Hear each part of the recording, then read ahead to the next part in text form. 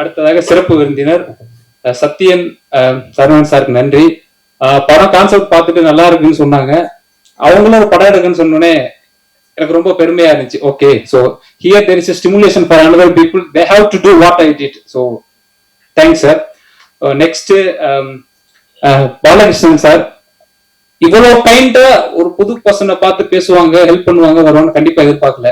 ரொம்ப நன்றி சார். உங்க திருக்குறள் யூடியூப்ல பார்த்தேன், அதை யாரும் மிஸ் பண்ணாதீங்க. ஒரு சின்ன ரிக்வஸ்ட் தான், 7 வயசு பையன் திருக்குறளை பார்த்து நல்லா இருக்குன்னு சொல்றேன்னா படம் எப்படி இருக்குன்னு பாத்துக்கோங்க.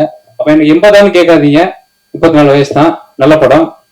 அடுத்து நடிகர்கள் நாகராஜன், பாரியன், கணேஷ், அசிஸ்டன்ட் டைரக்டர் ரமேஷன் ராகதேவன்.